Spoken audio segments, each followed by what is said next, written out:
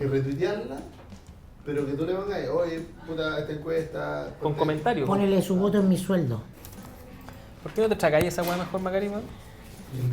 Y después, como la cagó. Pongan a Férez como el rey de Arabia Saudita, ese weón que se murió. ¿Estamos? Bienvenidos a una nueva edición de Comando Jungle, la venganza de los nerds que les gusta la política. Hoy día vamos a hablar sobre la aplicación de moda, el Face App o APP, y toda la guerra de los datos, la guerra mundial por los datos que se ha librado a partir de esta discusión. La crisis del agua en Osorno también va a ser tema hoy, y la reforma previsional y el flexible ministro Monkever. Así que siga con nosotros en el programa de hoy.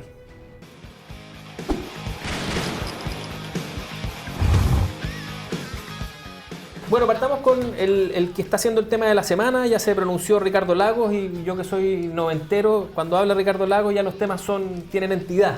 O sea, me refiero a la crisis del agua. No es hojarasca. Ya no es hojarasca. Y al Lago y parece que le habían aplicado el Face App. ¿O no? Pero, Sí. pero fijo. Fijo, permanente, Sí, claro. nació con un Face App. ¿Ah? Nació viejo, igual que nuestro panelista Mirko Macari. A mucha honra. Oye, arcaico, igual que Armando Uribe, que se autodefinía como arcaico. Pero vamos al grano. Tú querías hablar hoy día del Vamos a hablar del agua en Osorno. Osorno, no es el agua bendita, y ahí hay un personaje interesante que es el ministro Alfredo Moreno Sharp, que deberían haberlo esperado en Osorno con un cartel bienvenido a la realidad, o ponerle Alfredo Malasuerte Moreno, porque se pide el Ministerio de Desarrollo Social para subirse a la tarima presidencial y ¡pum! Se le cae, porque la realidad en la Araucanía es distinta como se ve desde Sanjacán. Se va, al Ministerio de Obras Públicas a cortar cinta para potenciar el crecimiento, poner a todo el sector privado que él comanda detrás de sí, ¡pum! Y se le viene la crisis del agua potable en Osorno, que es la crisis de una empresa concesionada privada. Vamos a ver si tiene las patas de estadista, como dice tenerla el ministro Moreno, para hacer lo único razonable que se puede hacer en este caso, que haría necesario en un país serio, que es llamar a la construcción de un nuevo marco regulatorio, porque evidentemente, no solo por la crisis del agua en Osorno, pero a partir de esa evidencia, el modelo de desarrollo chileno, la llamada cooperación público-privada, literalmente hace agua. Hay que sacar a los privados necesariamente y hacer empresas estatales. No, se trata de entender que el agua es ahora un recurso estratégico y requiere otra mirada. Por lo pronto tenemos al ministro Moreno repitiendo las cuñas que le mandan de pauta de la SECOM, igual que el subsecretario Lucas Palacio y que el superintendente de servicios sanitarios. Mucha cacheta de payaso, mucho que esto es impresentable, que la situación no tiene límites, pero poca medida real de anuncio político con sustancia. Qué lindo que el jefe de los empresarios se encuentre con el país real y con las empresas reales en el Chile que no es el Chile winner de Sanjacán. A propósito de la crisis del agua en Osorno, la encuesta de esta semana es precisamente esa. A propósito de la crisis del agua, ¿qué es lo que se debe hacer? Debe salir el intendente, vote usted. Debe quitársele la concesión a la empresa, debe crearse un sistema de respaldo para que cuando ocurra este tipo de fenómenos haya alguna forma de salir del paso, o da lo mismo, porque así es Chile. Vote, hasta ahora va ganando la opción que quiere sacarle la concesión a la empresa. Me tomo un poco de lo que estaba diciendo Mirko. Yo, más allá del maniqueísmo respecto de si la empresa es privada o pública, y sin ánimo de bajar el rating de inmediato, creo que no es el punto fundamental. No, pero no lo es. Eso es lo que dijimos. Hay empresas privadas que funcionan muy mal y hay otras que funcionan muy bien, empresas públicas que pasa lo mismo, y hay otras, como es el caso, ¿cierto?, de empresas que funcionan regularmente bien, que también tienen crisis. Sin ir más lejos podemos ver los casos en el que el metro ha tenido crisis importantes. Yo creo que esta es otra parte de este país que nos va quedando chico, es decir, estamos dando una provisión de servicios a nivel privado, a nivel individual, a nivel colectivo, a nivel institucional. Estamos vinculándonos con un país que tiene mayores exigencias y que desde la perspectiva de la provisión de servicios tiene que llegarle a mucha más gente.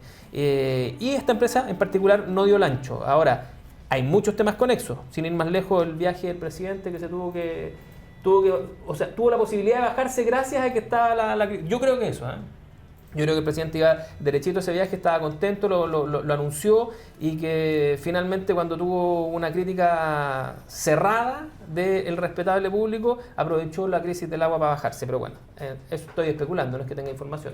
Sí, yo creo que cuando el presidente Frey y el presidente Lago privatizan el agua sanitaria en Chile, ¿cierto? Las que quedaban por privatizar. Claro, las que quedaban por privatizar, lo que hacen es tratar de poner al sector privado a sacar adelante una obra mayor de inversión para que no debería ser capaz el Estado de hacerlo por los recursos, escasez de recursos y todo. 23 años después, obviamente que lo que nosotros tenemos que pedirle como sistema político, como sociedad, en términos de respaldo, en términos de calidad, en términos de servicio a esas mismas empresas, es muy superior a lo que le hubiéramos pedido hace 23 años. Entonces, yo lo único que trataría de ver es no caer en el error tipo 2, siempre. Tratar de arreglar el problema que no es, y que la discusión termine siendo si es público o privada. Yo el fin de semana veí la serie Chernobyl. Lo que no me gustaría para Chile es que hubiéramos tenido a personas sentadas ahí diciendo, ¿sabe? No hay problema en el agua de Osorno. Lo que hemos tenido es la capacidad de la política y de las personas de indignarse frente a un problema como el del agua, reclamarle en este caso a la empresa, ¿cierto? Por haber fallado en la provisión de un servicio tan básico, con total indignación, con total malestar, todo el derecho a canalizarlo. Ahora, ¿tiene la política el mismo derecho a molestarse o enojarse con la empresa? No, la política tiene que hacer su pega. ¿Cuál es la pega de la política? Regular bien, fiscalizar, exigir. Y cuando miramos los últimos 23 años y miramos los directorios de la sanitaria, lo único que podría decir uno que la política ha estado del lado del mesón equivocado. A la hora de indignarse, se junta con la ciudadanía. A la hora de hacer su pega, pareciera que cuando se sientan en esos directorios, se le olvida a la ciudadanía. Bueno, yo creo que Miller da en el clavo, pero también se sube por el chorro.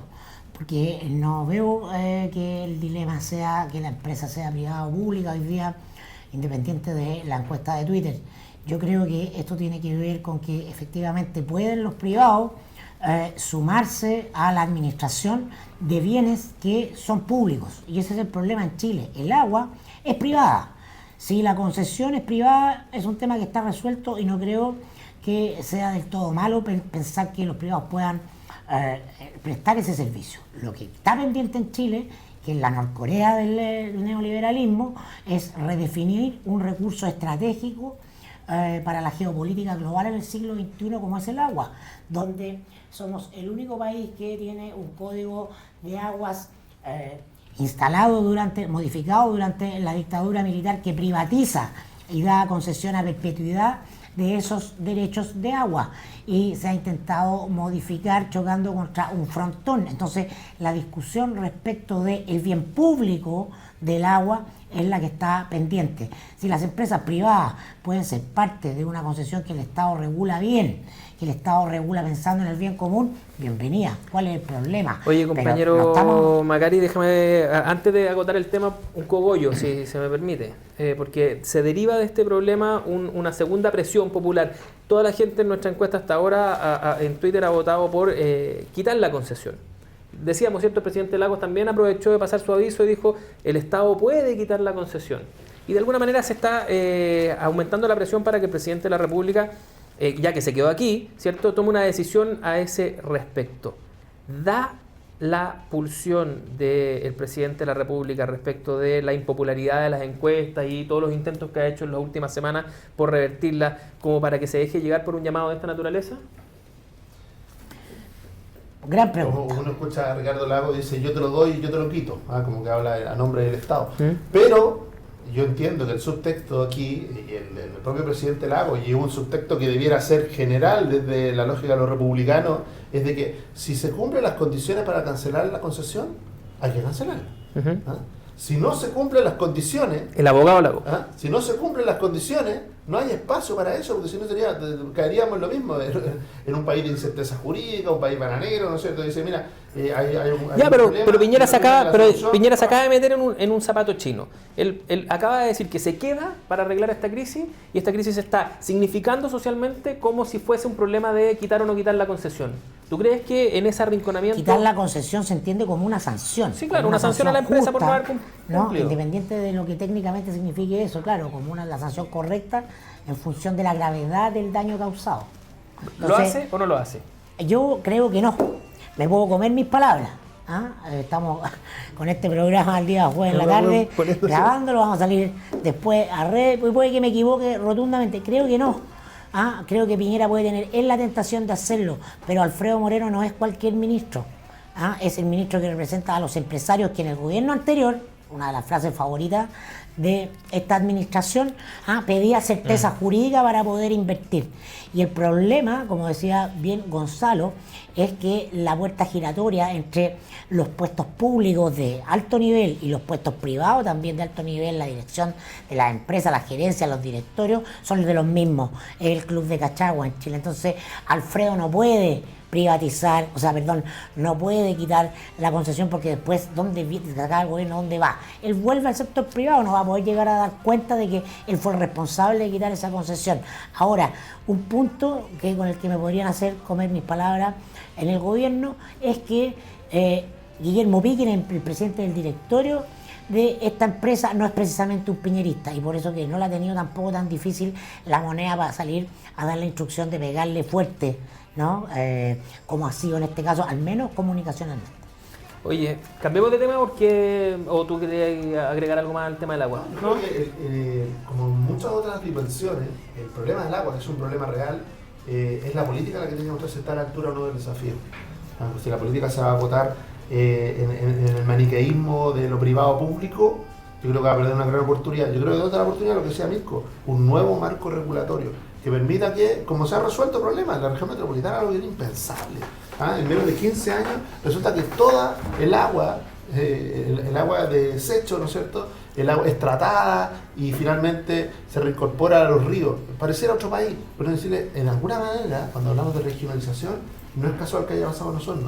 Pasó en Santiago, un efecto parecido, duró 48 horas y apareció la solución. Y resulta que Osorno lleva una semana. Entonces aquí hay temas que se cruzan de nuestra falta de desarrollo y uno de esos... Osorno es la tercera división en la falta y no en el fútbol. Es una descentralización tímida, incluso en lo regulatorio. Señores, otro ámbito en el que, más allá de los que les guste más o les guste más el modelo chileno, no estamos dando el ancho, es con hacernos cargo de la población que envejece y la población que se vuelve económicamente pasiva. ¿Quién financia la cantidad de años y problemas que esto de vivir más tiempo nos acarrea? Tenemos un problema serio en las pensiones, estamos discutiendo hoy día en el Congreso una reforma que cada vez se parece más a la reforma que planteó Michelle Bachelet en el marco de una negociación política, y tú tenías ahí ese como tema, ¿no, Gonzalo? Sí, yo creo que la reforma de pensiones quizás va a ser un buen ejemplo de cómo la política es capaz de hacerse cargo de un problema real, de las bajas pensiones. Pero también con todos sus problemas. Los problemas propios de la política van a quedar reflejados en esta reforma. Por ejemplo, 6 meses debatiendo algo de investigación se conoce como error tipo 2. Es decir, tratar de la hipótesis nula, olvidarse, dejarse de poner en situación de que fuera falsa. Y por lo tanto terminamos discutiendo el problema que no es. En resumen, terminamos debatiendo sobre un problema que no es. Mejores pensiones, 6 meses, 8 meses debatiendo sobre el famoso ente público. El ente. Michelle Bachelet le puso otro nombre. Claro, y esa discusión tiene que ver con que la política tiene sus ojos puestos en los votantes. Y entonces por eso la categoría del famoso ente público, si es más cercano a lo privado, si es más cercano a lo público, si no, tiene que ver con esto de que los políticos están permanentemente teniendo que satisfacer a pequeños grupos de votantes en vez de dar una solución integral a un problema. Pero eso puede terminar siendo míope, porque finalmente la atención del votante, como dices tú, inmediata, lo hace perder en la perspectiva de lo general, si finalmente la evaluación de esta reforma de pensiones va a ser en función de las pensiones que sea capaz de pagar. ¿O tú crees que alguien va a estar golpeando la puerta para preguntar, oiga, ¿y quién administra esto? ¿Y qué fondo administra esto? Si finalmente y algo claro, lo tienen claro aquellos que están apoyando la reforma, aquellos que están abiertos a apoyar la reforma. Este primer paso que toma Fachaín y la ADC es seguido por ya el PPD, algunas personas del Partido Socialista. Entonces vemos que se va ampliando el espectro. No es casual. ¿Por qué digo que puede terminar demostrando lo mejor y lo peor de la política? Lo mejor porque hay gente que la pulsión del acuerdo está ahí, en lo que fue la concertación y en lo que fue en una parte, ¿no es cierto? La tiene esa pulsión, esa necesidad de acordar. Yo creo que el cambio de clima que va a marcar la reforma de pensiones, de ser aprobada ahora en septiembre, octubre, va a provocar que vaya a haber más presión por las propuestas de solución, pensando en el inicio del ciclo electoral el próximo año, que de nuevo estar debatiendo sobre cosas que parece que a las personas les parecen muy lejos. Cada vez que uno plantea el tema de pensiones, inmediatamente el ciudadano dice, y en enero, ¿las pensiones van a ser iguales o mejores? Oye, a propósito del debate, digámosle a la gente que lo que sucedió hoy es que el gobierno logró aprobar una propuesta para el ente, ¿cierto?, con los votos de la ex concertación, aunque se abstuvo el PPD. De hecho, si no se hubiera, si no se abstiene, el PPD representado en esa comisión tuvo los votos de la ADC y tuvo los votos del Partido Socialista y había llegado a un acuerdo para tener el respaldo también eventualmente del Partido Radical, que se está sumando a estas negociaciones. Si sumamos eso a lo que viene sucediendo hace algunas semanas a propósito del informe de derechos humanos de Bachelet, que marginó finalmente o terminó de lapidar esta idea de que podía reconstruirse la ex nueva mayoría, que esta semana comenzó el PC a pololear con el Frente Amplio para construir un acuerdo o para explorar un acuerdo municipal. Podríamos estar en una especie de retorno de la antigua concertación a propósito de la reforma de pensiones, y eso habla mucho de la pervivencia de un sistema al que tú aludías, a la asociación público-privada, que nos guste o no, está mucho más arraigado en la sociedad y en la clase política chilena de lo que nos gusta admitir. No, si es el sueño húmedo de los lobistas, la cooperación público-privada con los gobiernos, la concertación. Yo creo que eso es simplemente un espejismo. Hay muchos más componentes largos de enumerar que te hablan de un estado de descomposición similar a lo que se podría llamar una balcanización de la centroizquierda, y estas pulsiones yo no creo que constituyan tendencia. Ahora, yendo a lo que mencionaba Gonzalo, el tema del fondo de las pensiones, yo veo que son mortalmente parecidos este tema de las pensiones con lo de el deficiente marco regulatorio de las empresas sanitarias a partir de los de Osorno. Estoy leyendo un libro de Thomas Friedman, un periodista norteamericano, se llama Gracias por llegar tarde. Yo creo que ese titular le queda muy bien a la reforma de pensiones. Tuvimos una oportunidad de discutir en serio las pensiones a tiempo en el primer gobierno de Michelle Bachelet. Solo alcanzó la clase política para la pensión básica solidaria, para gente que tenía cero. Ganaba cero y pasaban a ganar 60 lucas. La industria no se pudo tocar por el peso que tienen las AFPs dentro de la derecha política, que ahora es la que necesita echarle mano a ese problema, y de buena parte de la concertación que transita entre lo público y lo privado, como Pedro por su casa, haciendo esa cosa tan virtuosa, ¿no?, que parece regurgitar en muchos nostálgicos de ese tiempo. Lo cierto es que efectivamente la reforma de las pensiones va a servir para un titular sobre grandes acuerdos, pero el punto central, ¿van a ser una solución a un problema estructural de la sociedad? Yo creo que no, que ya es tarde, como dice. Yo creo que en el caso de la salud y de la educación, yo creo que en el caso de salud, educación y en el caso de pensiones, no hay forma de que la clase política llegue a algún tipo de solución en la que siquiera alguien se declare completamente contento, y eso, aunque a ti te moleste, es una buena noticia. De país orde. Lo quiero llevar a otro tema a propósito del envejecimiento. ¿Ustedes han imaginado viejo o ya usaron la aplicación de Face App? Cada día en la mañana, cuando miro el de espejo, viejo, como si fuera joven. no hay que usar mucho la imaginación. En el colegio me decían vieja. ¿Y? Así que me siento muy bien con toda la arruga en la tercera edad permanente. Más joven que nunca. A propósito de eso, les quería invitar a un tercer tema, que es sobre el Face App, que primero causó furor, ha tenido dos momentos de gran presencia a nivel de redes sociales, ¿cierto? Ha sido todo un fenómeno, pero en los últimos días viene siendo noticia el hecho de que la empresa Wireless Lab, que es la que puso en circulación esta aplicación, al parecer tiene una política de datos algo laxa. Es decir, uno le entrega una sesión completa de los datos, no se aclara dónde van a ir estos datos, y adicionalmente el sistema de algoritmos que tiene la aplicación es un sistema altamente complejo que puede obtener una cantidad, y ahí todos están especulando, de información a partir de estos datos biométricos que nosotros le entregamos por el hecho de sacarnos una foto, compartir las fotos de nuestros contactos. Ahora, eso en el micromundo de la explicación profunda de qué es lo que contiene la aplicación. Lo que a mí me ha llamado la atención es que la noticia, cómo se ha presentado de manera masiva, es: ojo que Putin te está mirando. Es decir, lo que se ha dicho en este caso es: la aplicación es rusa, los datos se van a Rusia, así que ojo, borren la aplicación. Y eso es lo que a mí me pareció particularmente interesante para compartir con ustedes y para debatir hoy día, porque algo está pasando, ¿cierto? Que en este mundo que en el que se ha masificado el mercado, ha vuelto el Estado a tener una presencia importante en este tipo de cosas. Cuando viene Pompeo a Chile, hace lo mismo. Dice, ustedes están haciendo negocios con China y China les va a robar los datos. Y además nosotros los presumimos corruptos si es que hacen negocios con China. Y respecto de Rusia pasa lo mismo. Putin va a tener tus datos. ¿Qué hace Estados Unidos cuando dice desconfíen de que un Estado tenga sus datos? ¿Acaso las grandes empresas que hoy día dominan el mundo de los datos no son norteamericanas? Es decir, el ladrón ve a todos de su condición y Estados Unidos desconfía de sí mismo al advertirnos que China y Rusia van a manipular nuestros datos. Otra hipótesis de trabajo es que los rusos se lo vendan a unos terroristas islámicos, por ejemplo. O algo mucho más simple, que realmente siempre la vida es más pedestre, más simple, más cotidiana, y que los rusos, al igual que lo hicieron en la última campaña presidencial, lo venden en Estados Unidos. Así, el comercio de datos. El mercado. ¿Qué es lo que pasa? Si finalmente es una mezcla que es compleja. Y para ser justo, que no es la misma cancha que viven las aplicaciones que están en Estados Unidos o en Europa, donde son demandadas frecuentemente, tienen que pagar 50.000 millones de dólares por mal uso de la información, por acceso injustificado. Pero ¿qué pasa en aquellos países donde la ilusión de la privacidad no existe?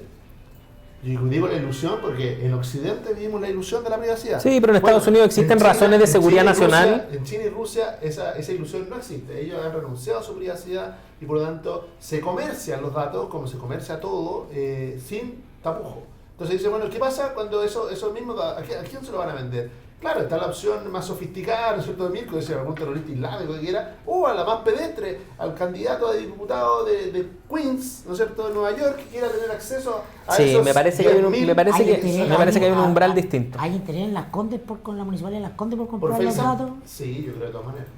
Yo creo que estamos cruzando un umbral distinto. De alguna forma, hasta ahora le hemos dicho a la gente, la protección de datos tenemos que implementarla para que un privado no lucre a partir de tus datos sin tu permiso.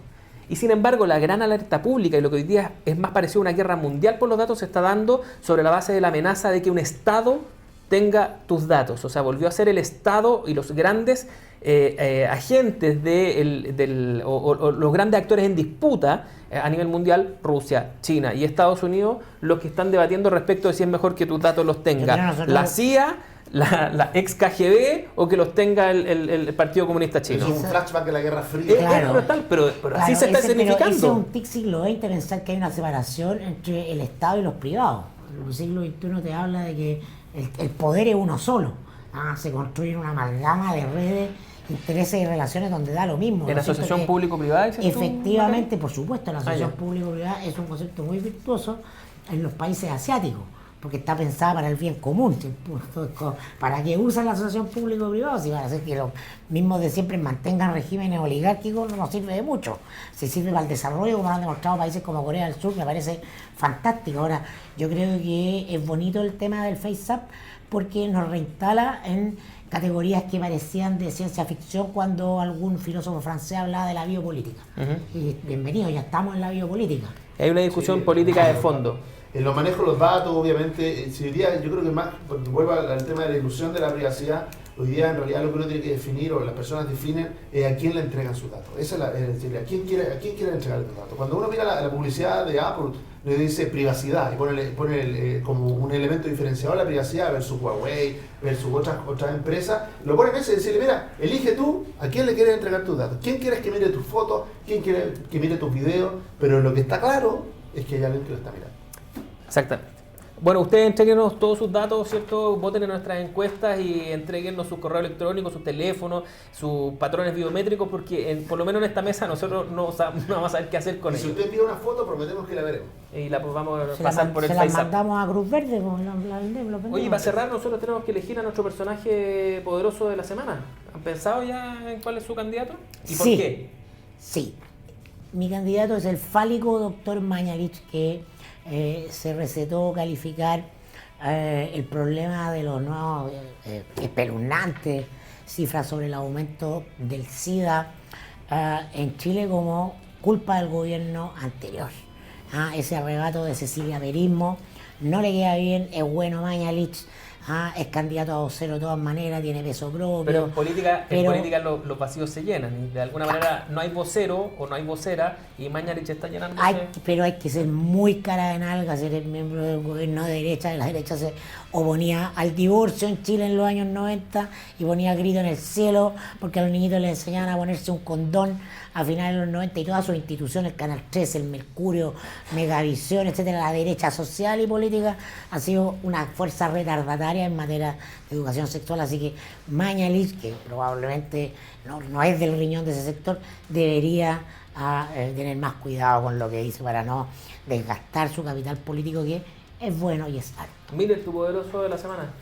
Inevitablemente Guillermo Pickering aparece como el hombre poderoso detrás de lo que pasa en Osorno, de lo que pasa en el agua en Chile en general. Sabemos que Agua Andina es controlador, ¿no es cierto?, en chotas de sal en la sanitaria de Osorno. Y claro, ¿por qué es un poderoso? Porque vamos a ver de que aquí van a bajar las aguas, va a volver la normalidad y el señor Pickering va a seguir administrando el agua. Yo les propongo como poderoso de la semana a don Carlos Larraín, un político que, entre otras cosas, ha logrado que le digan don en muchas partes. Gran señor y rajadiablo que acaba de anunciar nuevamente que podría ser candidato a alcalde de Las Condes en una disputa que es tan sabrosa, porque no solamente porque él le entrega mucha pimienta a Una disputa esta... centenaria. Una centenaria. Cuentan las malas lenguas que, como todos los conflictos en la derecha, este partió en la hacienda de don Carlos, que Literalmente un conflicto tiene, de tierra. tiene su casa ahí en la calle Los Fontecilla, que era una calle cerrada, por lo tanto era una calle para él, y que cuando la abrió el municipio de Las Condes, precisamente ya entonces era alcalde Lavín, y cuando la abrió Lavín, ¿cierto?, agarró fobia y se prometió a sí mismo y a su progenie perseguir a este condenado, como dirá él en su lenguaje campechano, por los siglos de los siglos, amén. Y ahí está nuevamente Carlos Larraín buscando darle un dolor de cabeza a Lavín y a su entorno. Así que yo propongo a Carlos Larraín, elijan ustedes en los comentarios. Que Carlos Larraín le puso toda la plata de su familia a Chaguán para que le ganara a Lavín la senatorial en la Exactamente. Así que seguiremos viendo cueca en la derecha profunda. Con esto damos por finalizado el programa de hoy de Comando Jungle. Les agradecemos los comentarios. Seguimos en Marcha Blanca, una marcha blanca transparente para que ustedes la vean y nos critiquen y nos hagan bolsa. Ahí, la selfie. Señor Putin. Face up. Phenomena.